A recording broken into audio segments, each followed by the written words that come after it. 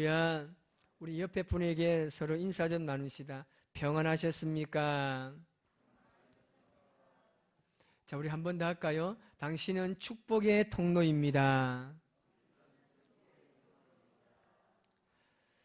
어느 목사님의 이야기를 들은 적이 있습니다. 한 선교사님께서 선교지에서 10년을 보내다 몸이 좋지 못해서 한국에 와서 치료를 하면서 머무는 기간에 있었습니다. 그 사이에 한 교회에서 선교사님에게 몇 주간 설교를 해달라는 요청이 왔습니다. 교회는 갈라지고 싸움으로 상처가 있던 상황이었고, 그 선교사님께서 그 교회 가서 설교하고 난 이후에 어느 정도 회복이 된 것 같습니다. 얼마 후에 그 교회에서 정식으로 이 선교사님에게 저희 교회에 오셔서 담임 목사님으로 목회해 주셨으면 감사하겠습니다라는 요청이 들어왔습니다. 참으로 간절한 요청이었다고 합니다. 그 선교사님은 그러나 마음이 굉장히 좀 불편했습니다. 왜냐하면 선교지에서도 이 선교사님 오기를 지금 기다리는 상황입니다. 그래서 이 결정하기가 너무 어려워서 그 목사님께 편지를 보냈습니다. 그 편지 내용이 그렇습니다. 목사님이라면 이 상황에서 어떻게 결정하실 수 있습니까? 그 답을 좀 저에게 가르쳐 주십시오라는 이 편지의 내용이 있습니다.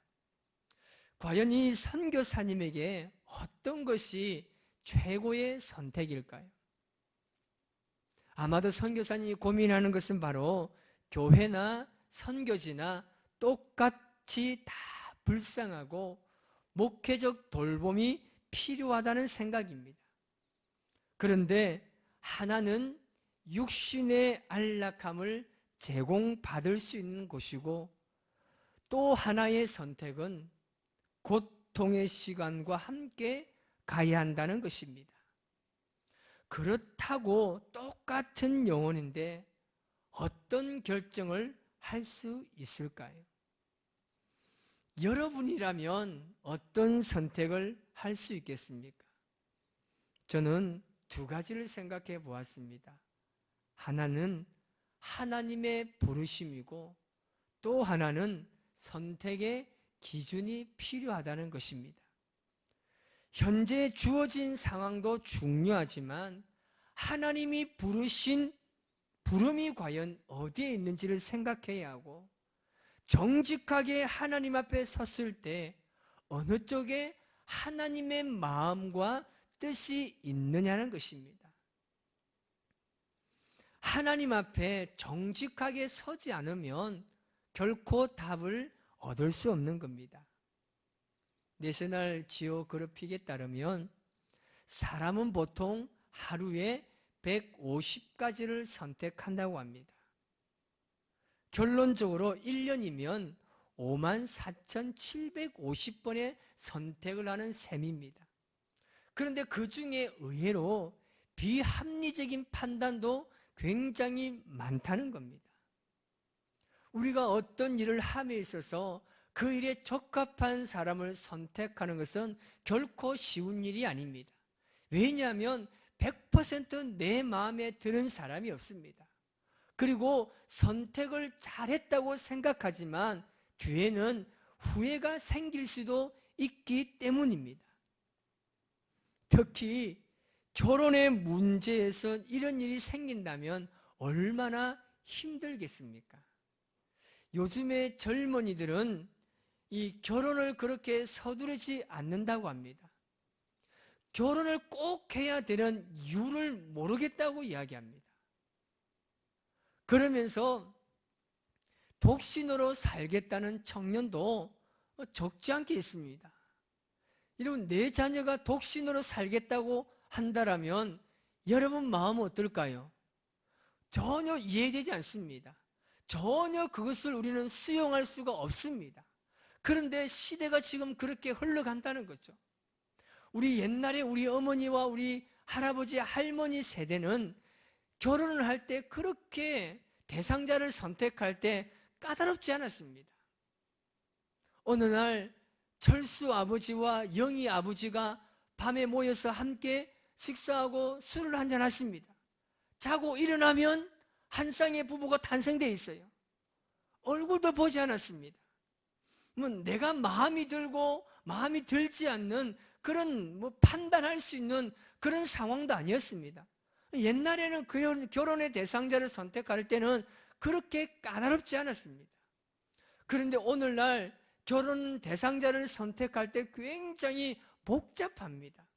건강진단서도 필요하고 이 사람이 어떤 가정에서 성장했는지, 그 가정의 형편은 어떻는지, 그 가정이 재력가의 집안인지 어떤 집안인지, 이 사람이 정말 능력이 있는지 아니면 집안의 몇째 자녀인지, 차가 뭔지, 얼굴이 어떻게 생겼는지 너무 복잡해요. 너무 상대방을 선택하는데 까다롭다고 이야기합니다.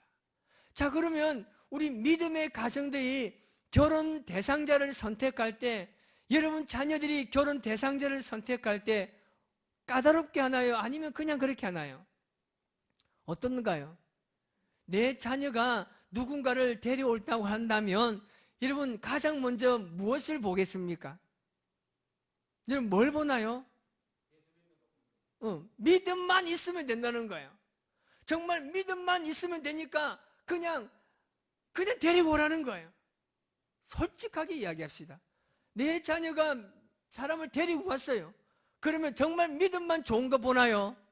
아니잖아요.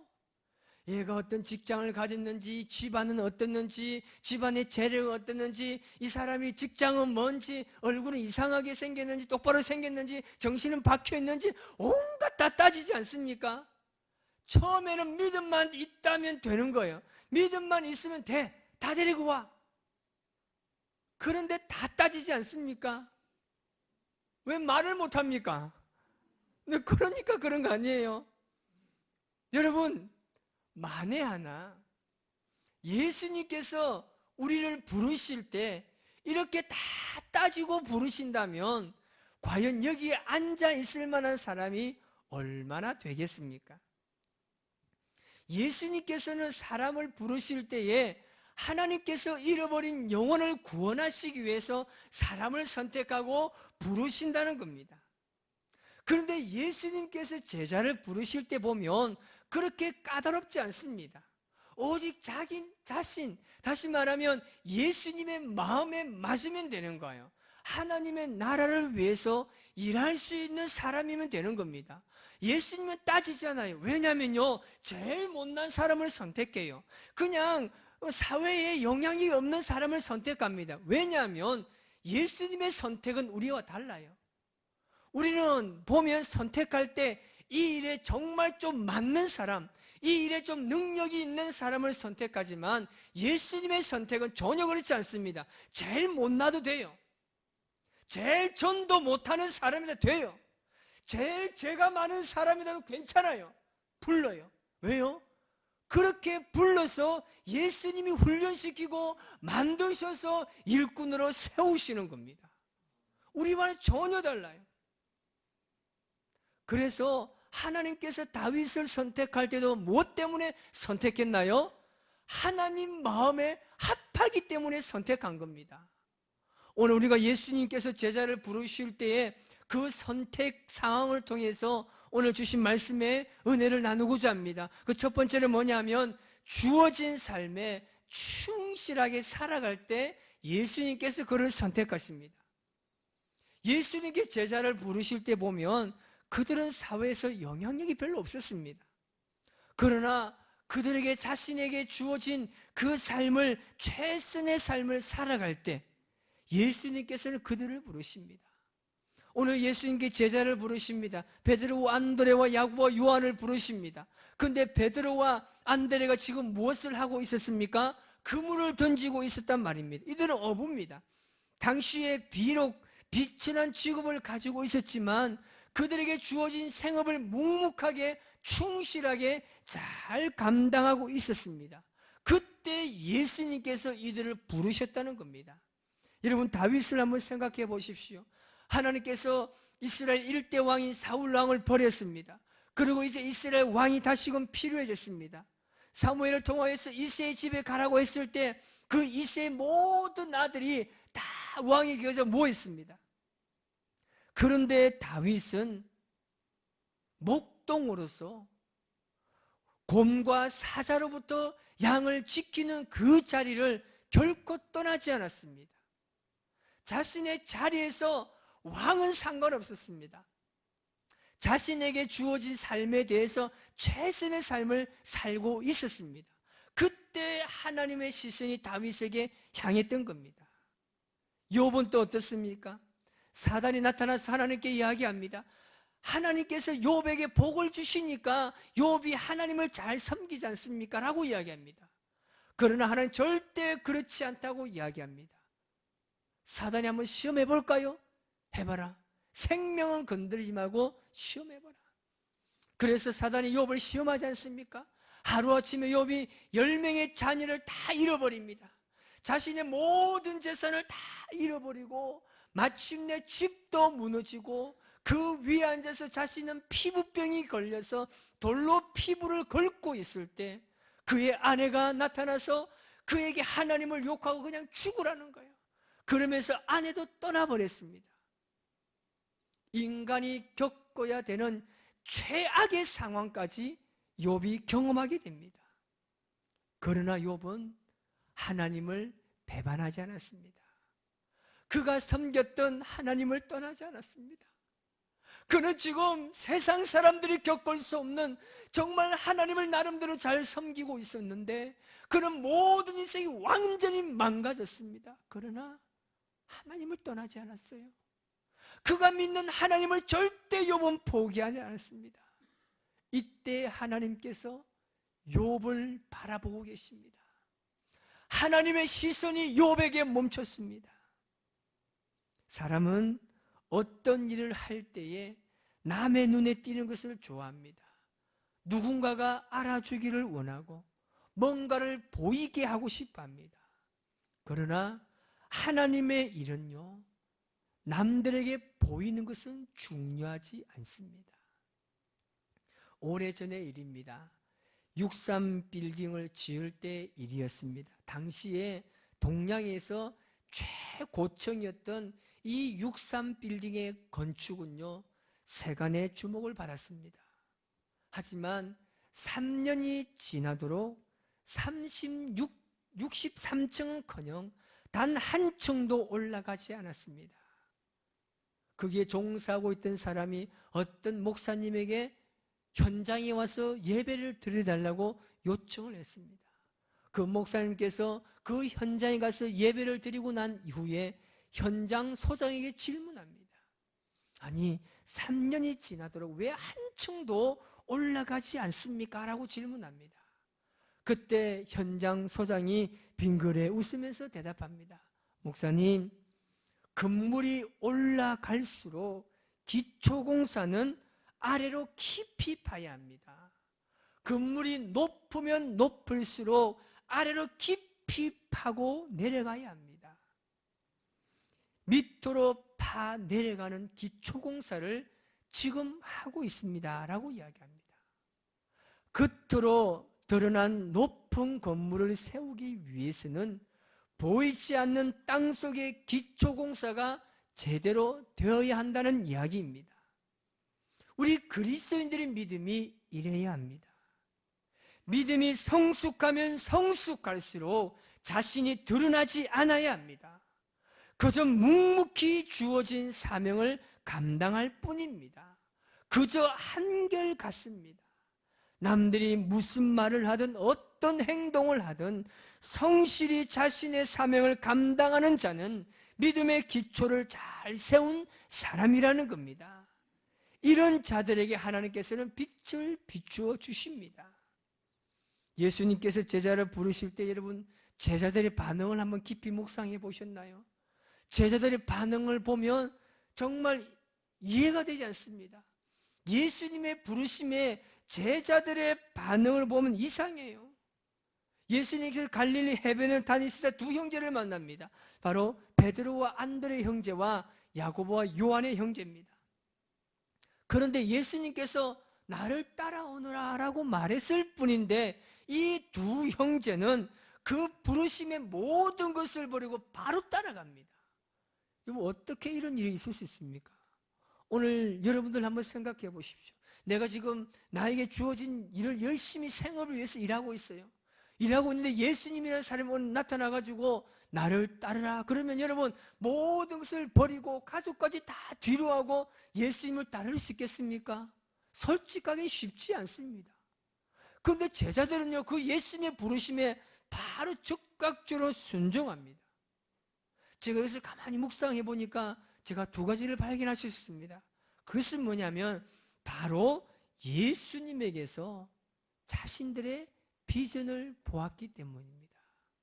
예수님의 그 음성에, 나를 따라오너라는 그 음성에 이 제자들은 자신의 모든 삶을 맡겨도 될 만한 능력을 예수님 안에 보았기 때문입니다. 그들은 이 순간을 놓치면 평생 후회할 것 같았습니다. 그래서 그 부르심 앞에, 그 능력에 사로잡혀서 예수님을 따라갔던 겁니다. 여러분, 오늘 하나님께서 우리에게 무엇을 요구하고 계십니까? 다른 많은 사람들, 타 종교에서는요, 기독교가 너무나 까다롭다고 이야기합니다. 이래서 안 되고 저래서 안 되고 이것도 하지 마라 저것도 하지 마라, 너무나 까다롭다고 이야기합니다. 그래서 다른 종교로 많이 갑니다. 왜냐하면 편리주의로 살아도 되기 때문에 그들은 다 가버립니다. 힘들고 어렵지만 때로는 많은 것을 절제를 해야 하지만 묵묵히 예수님만 바라보시고 그 믿음의 길을 잘 걸어가시기를 주님의 이름으로 축원합니다. 여러분, 비록 비천한 직업을 가졌지만 예수님께서 쓰시면 세계를 변화시키는 위대한 사람이 될 수 있다는 겁니다. 여러분, 제가 싫어하는 말 중에 하나가 있어요. 그건 뭐냐면 나 같은 게 뭐 할 수 있다고, 나 같은 게 뭐 할 수 있다고 그러십니까? 저 이 말 굉장히 싫어합니다. 여러분은 하나님께서 창조하신 세상에서 가장 존귀한 사람입니다. 여러분, 나 같은 게 뭐 할 수 있냐고요? 그것은요, 자기 비하입니다. 겸손 아닙니다. 이제부터 우리 말을 바꿔야 됩니다. 나 정도만 되라, 나처럼만 해라, 이런 말로 바뀌어야 됩니다. 그런데 우리는 왜 그런 말을 하지 못합니까? 남들이 볼 때 내가 그렇게 누군가의 모델이 된다는 것이 부끄럽기 때문입니다. 그런데 여러분, 그리스도인은 달라야 됩니다. 저는 가끔 어떤 사람들이 직업을 논하는 그 자리에 있으면 저는 그들을 당당하게 이야기합니다. 저는요, 의사입니다. 사람들이 깜짝 놀랍니다. 저를 봅니다. 생기는 거 보니까 뭐 의사 같지도 않고 이상하게 생겼는데 내가 의사라고 이야기합니다. 거기다 또 뭘 붙이는지 아시죠? 저는 영혼을 살리는 의사입니다. 여러분 평생 한 명 구원 못하겠습니까? 저는 당당히 이야기합니다. 여러분, 어딜 가든지 간에 당당히 이야기하세요. 저는 의사입니다. 저는 생명을 살리는 사람입니다. 아멘 좀 하세요. 당당히 이야기해야 됩니다. 여러분, 그리스도인들이 이 세상을 변화시키는 중심에 서 있어야 됩니다. 그러기 위해서 예수님께서 우리를 불렀다는 사실입니다. 그 부르심에 합당한 삶이 되기 위해서는 주님 이름 앞에 당당하게 고백하며 나아가시기 바랍니다. 또 하나는 순종적인 사람을 선택하십니다. 여러분, 두 형제의 공통점이 있습니다. 그것은 바로 뭐냐면 즉각적인 순종입니다. 오늘 본문 말씀 보니까 20절과 22절 두 형제를 부르시는 사건 앞에 그들이 뭐 했다고요? 곧이라고 해요. 곧 따라갔다고 이야기합니다. 다시 말하면 어떤 고민을 하거나 지체하지 않았습니다. 예수님께서 나를 따라오느라고 했을 때 그들은 한치의 고민도 하지 않고 바로 따라갔습니다. 여러분, 그들이 적극적으로 순종할 수 있었던 것은 확신이었습니다. 여러분, 오늘 성경이 하나님의 말씀임을 믿으십니까? 그 말씀을 믿는다라면 예수님의 말씀에 적극적으로 순종하시기 바랍니다. 우리의 삶을 보면 지금 너무나 우리는 착각하고 있습니다. 내가 기도하지 않아도, 내가 말씀을 읽지 않아도, 내가 교회 잘 나오지 않아도 내가 살아갈 수 있다는 착각이 우리 속에 있습니다. 오늘 왜 그리스도인들에게 이런 현상이 나타날까요? 왜 말씀에 순종하지 않냐고 말씀대로 아멘 하지만 세상에 나아가서는 그 말씀대로 살지 못할까요? 그것은요, 바로 믿음의 실체가 상실되었기 때문입니다. 그러니까 아는 것과 믿는 것이 완전히 분리된 삶을 살고 있다는 겁니다. 그렇다 보니까 하나님의 말씀이 내 삶에 효력을 나타내지 못합니다. 여러분, 본문의 두 형제가 예수님을 따를 때 두 가지 사실을 내포하고 있습니다. 그것이 뭐냐면 바로 비움과 채움입니다. 제자들이 예수님의 부르심에 적극적으로 순종한 것은 이전의 것을 비우는 행동입니다. 그리고 예수님으로 채우는 사건입니다. 이전에는 아버지를 따라 어부의 삶을 충실하게 살았지만 이제부터는 예수님의 제자로서의 삶을 살아가야 하는 것입니다. 여러분들은 예수님의 제자로의 삶을 살고 있습니까? 해안선에 등대가 우뚝 세워져 있었습니다. 베드로는 항상 등대 불빛을 보면서 방향을 잡고 안전하게 항구로 돌아오곤 했습니다. 기름 창고에는 기름이 늘 공급되어 있었습니다. 등대불을 밝히라고 정부에서 공급한 기름이었습니다. 어느 날 자동차가 지나가다가 기름이 떨어지게 됩니다. 오도 가도 못하는 상황에서 주유소가 없는 곳이라서 그 사정하기 때문에 기름을 조금 주었습니다. 다음 날에 가난한 할머니가 오더니 추워서 잠을 못 잔다는 겁니다. 기름 보일러에 기름을 조금 채워주세요라고 이야기합니다. 하도 사정이 딱해서 등대지기가 기름을 조금 주었습니다. 또 한 자매가 와서 등에 기름이 떨어져서 기름을 좀 달라고 합니다. 하도 처지가 난처해서 조금 주었습니다. 등대에 넣을 기름이 떨어졌습니다. 그날 밤에 배 몇 척이 파손되었고 수많은 사람들이 죽게 되었습니다. 정부에서 조사단이 파견되었습니다. 기름을 충분히 주었는데 왜 등대에 불이 꺼졌는지를 조사하게 된 겁니다. 등대지기는 있는 사실 그대로 말할 수밖에 없었습니다. 당국자는 마지막으로 그에게 말을 했습니다.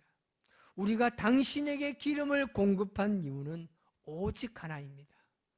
등대에 불을 꺼지지 말라고 기름을 준 것입니다. 당신은 직무유기입니다. 그리고 당신은 구속되어야 합니다. 여러분, 하나님의 말씀을 순종하지 않는 것은 이와 같습니다. 우리는 예수님의 제자들입니다.